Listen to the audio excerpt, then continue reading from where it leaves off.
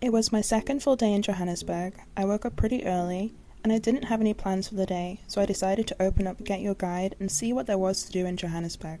The top thing that came up was a Soweto walking tour or bike tour, so I opted for the walking tour. I took an Uber there and arrived at the meeting point, Vilakazi Espresso.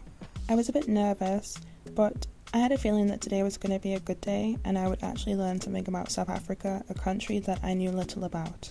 There were 4 other people on the tour. We started out by the Hector Pieterson Memorial.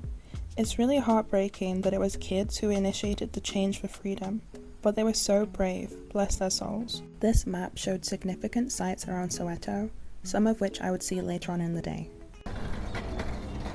So I'm learning a little bit about the history and exploring to honor the youth who gave their lives in the struggle for freedom and democracy. After visiting the memorial, we walked down the street where Hector Pieterson was shot on the 16th of June, 1976. There were these shoes on the wall. The shoes represented the kids from different schools that were killed in ambush by the apartheid regime police. I believe the guide said more than 500 children were killed that day.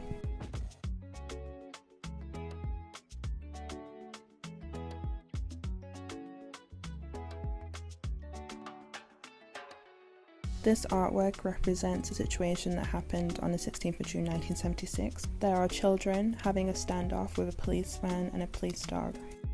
As we were making our way to Mandela's house, there was a performance.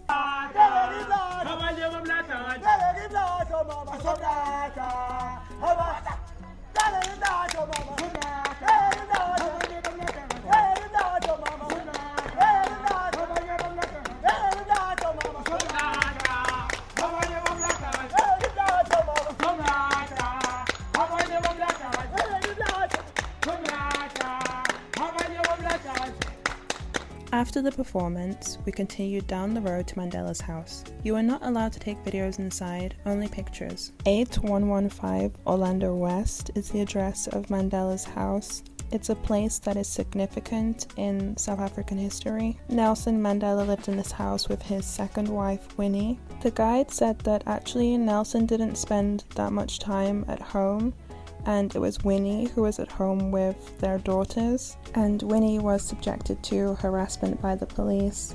They fired bullets around the house to frighten her. The guide also said that the house was burned down on 2 occasions. Down the road from Mandela's house was Tutu's house. Unlike Mandela's house, Tutu's house isn't open to the public. Hello, Tutu. It was finally time for some lunch, so we went to a local restaurant for classic South African street food. This ginger beer is lush, love it. Stony ginger beer. Thank you.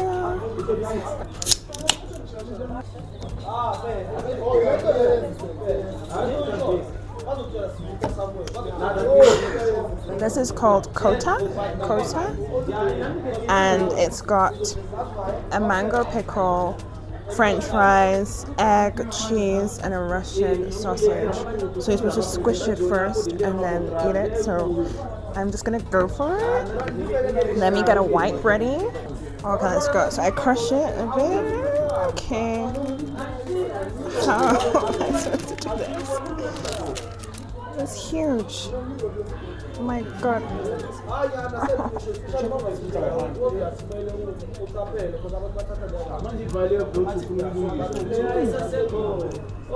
It's got some flavor.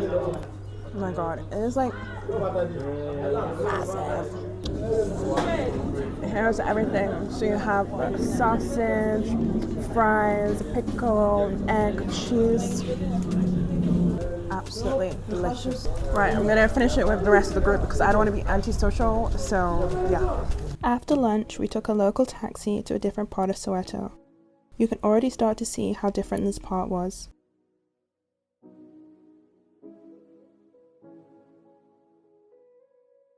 One of the local people showed us around. It was honestly eye-opening to see how different this place was compared to the other parts of Soweto that we'd seen earlier in the day. This is the reality that some people live in. and it made me feel really grateful for what I have and the life that I live. This tour was honestly great. I got to learn about South African history and see a side to South Africa that I probably wouldn't have seen without this tour.